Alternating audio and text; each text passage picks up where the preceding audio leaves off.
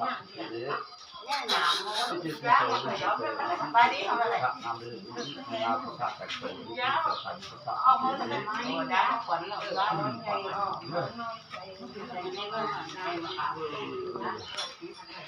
ง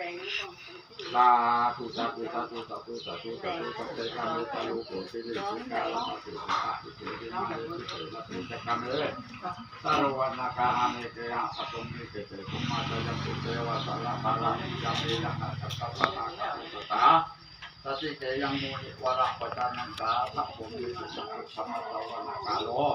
อายัมปัตตันตาธรรมตวนาคาโลอายัมปัตตันตาธรรมตวนาคาโลอายัมปัตตันตาธรรมตวนาคาโลอายัมปัตตันตาธรรมตวนาคาโลอายัมปัตตันตานะโตตัสสะภะคะวะโตอะระหะโตสัมมาสัมพุทธัสสะนะโมตัสสะภะคะวะโตอะระหะโตสัมมาสัมพุทธัสสะนะโมตัสสะภะคะวะโตอะระหะโตสัมมาสัมพุทธัสสะองค์ปุถุชนโลกเกิดเป็นปฏิเสธและต่างกันการประกาศและก็ความมาวิญญาณฟ้องชนะสุขภาพแต่ขอเป็นบุญคุณสุขภาพแต่ขอเป็นบุญคุณนางพระพุทธเจ้าพระธรรมเจ้าพระสักกะเจ้าและสามมันนี้พระวาสติเสด็จปฏิบุคาก็ได้มาแกมาไขรอของอันวันเกิดวันที่4 พฤษภาคมศักราช2522ที่อายุได้40 เป็นวันต้นแล้วก็จะเป็นบุญลงแข่งอันปฏิเสธที่ขอน้ำก็แอบประสานกันเลยตอนได้ตัวในหัวเลยกินพวกกาเขาเป็นแก่มาเอาไปขอพิจารณาอุบาสตัดขอการยะได้ประกาศประสานบอกว่าขอพิจารณาขอวันอายุได้ถึง3 ได้ถึงคนหนึ่งได้ถึง3 คนที่เป็นผู้เกิดปากหลังต่อของอายุตามจุบันไปวันที่10 ได้ถึงคนในคำนี้เทียบเลยว่าที่จะคนจะนอนจะบอกเลยมาขอพวกมาแล้วหายครับจะขอเลยขอสารข้องจะนำรอขอขาวข้องเรือขอขาวก็ได้ข้องใส่เงินข้องเรือหักก็จะเป็นบุคคาได้เป็นบุคคาอาจารย์กันมาต่อมาเป็นเรื่องดวงกาผลเมื่อผมเป็นหอเป็นดาบสลักสีตะบนสลักคนตะหนุ่มขาวถูกกองกำมือพาสิ่งชั่วร้ายทั้งหลายเสร็จแล้วมาไกลมาไกลมาติดกับที่แต่เกิดที่ดีถักกระโถถักกระโถถักกระโถถักกระโถ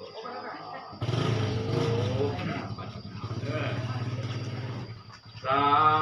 ธุสาธุสาธุสาธุสาธุสาธุปฏิธรรมและธรรมะเกิดขึ้นในการเราจะทำให้เกี่ยวมาเรื่อยๆจะทำให้สักวันกาในแก่วัตถุมีเจตภูมิมาตยันตุสาลาสาลาสเมโลกาสัจจปนาคติสัตตาปฏิเกจังมุนีวลาวัฏนังสาทภูมิสุขังตุสัมมัตตวนาคาโลอายัมมัตันตาสัมมัตตวนาคาโลอายัมมัตันตาสัมมัตตวนาคาโลอายัมมัตันตาสัมโมทัสสะภะคะวะโตอะระหะโตสัมมาสัมพุทธัสสะนะโมตัสสะภะคะวะโตอะระหะโตสัมมาสัมพุทธัสสะนะโมตัสสะภะคะวะโตอะระหะโตสัมมาสัมพุทธัสสะพุทธังสารานังกัจฉามิธัมมังสารานังกัจฉามิสังฆังสารานังกัจฉามิสุติยัมปิสังฆังสารานังกัจฉามิสุติยัมปิธัมมัง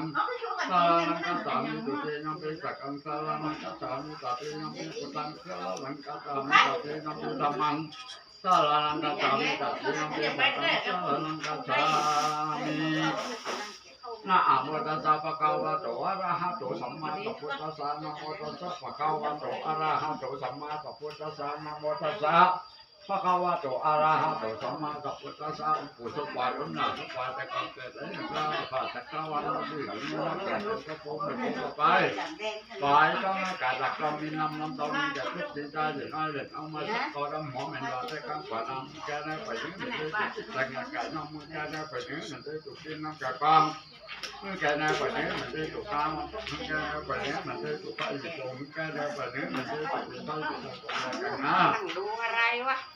เมื่อแก่ได้ไปถึงมันว่าได้ถูกกินกลางน้ำอยากแก่ได้ไปถึงมันได้ถูกกินอยากในวังเมื่อแก่ได้ไปถึงลืมมะม่วงก็ดีรถแก่ได้ไปถึงมันได้ถูกกินกลาง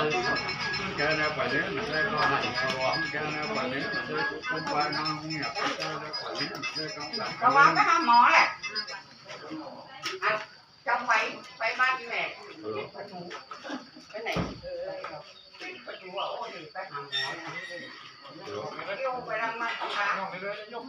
chủ về bên trên là phía sau và chủ về tất cả mong muốn lên là chủ về không lắng quay ra cái này phải đi cái chủ về anh phải tập quan tốt cái này phải cái không ăn nọ cái này phải không nam mô của ta bốn nam mô tam bát pháp không nam mô tam bát pháp nam mô do nên con chẳng ai quan tâm là cái chẳng ai nó của sa cô nó từ sa cô có ba cao của đời của cô nó bao nhiêu năm nữa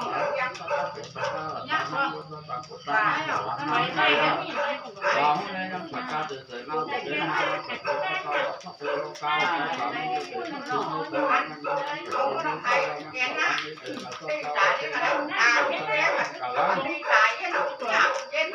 của nó mà hạ của nó của độ cho ra của con một con theo tập mà có phải con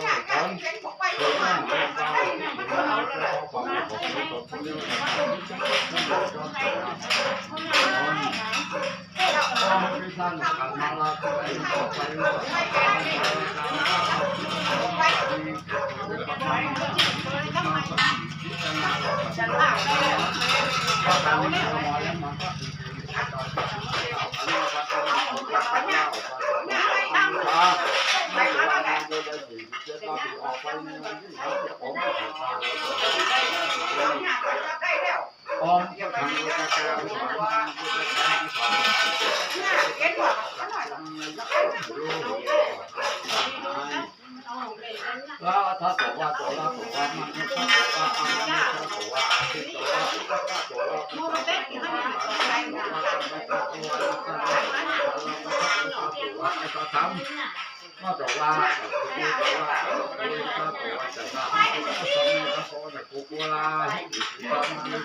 cả ta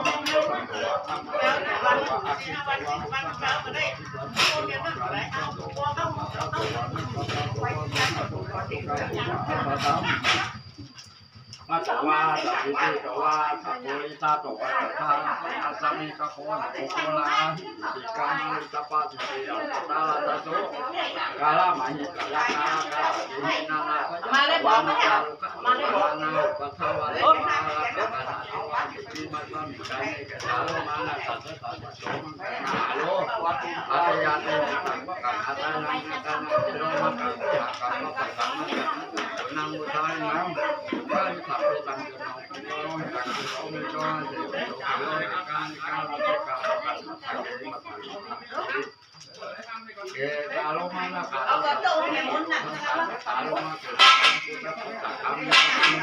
ก็จากคำนี้จากคำนี้จากคำนี้จากคำนี้ที่ขาดจากคำนี้ที่ยังนะครับยังมาจากคำนี้ก็ที่จะทำจากคำนี้ก็จะทำจากคำนี้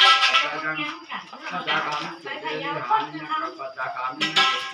จากคำนี้ทำมาแล้วก็ไปเป็นหนาไปยาวไปทั้งแหล่ไปเป็นหนาไปยาวที่ไหนจะมาได้หรอ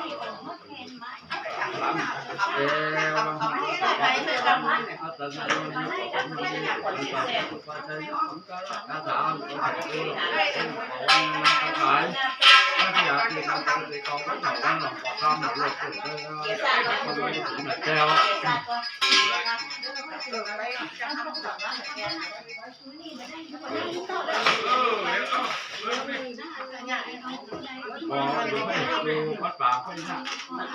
อบเขาอยู่ยับแล้วอ่ะมันใช้แก้หน้าเปล่าของใช้แก้หน้ามาได้ง่ายๆว่า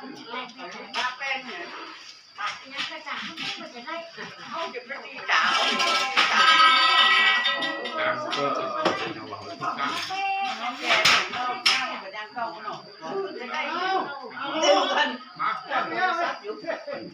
จับไปนี่แหละขาขา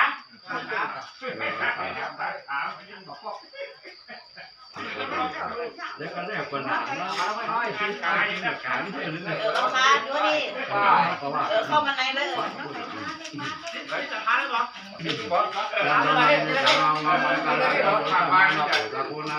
ได้นี่เดี๋ยวต่อไปนี่รับ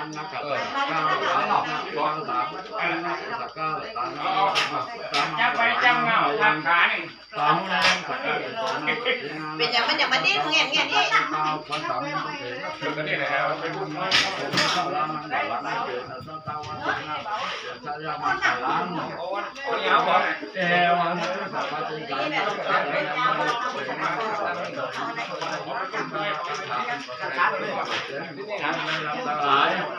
คิดแบบนั้น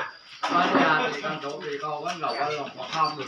แต่แล้วต้องต่อไปนู่นนี่เจ้าเหมือนว่าวันที่จุดเด่นในประเทศมันก็จะต้องมาถึงเป็นไม่ได้กล้าการรับความมีความผิดของที่มาที่ของอันดา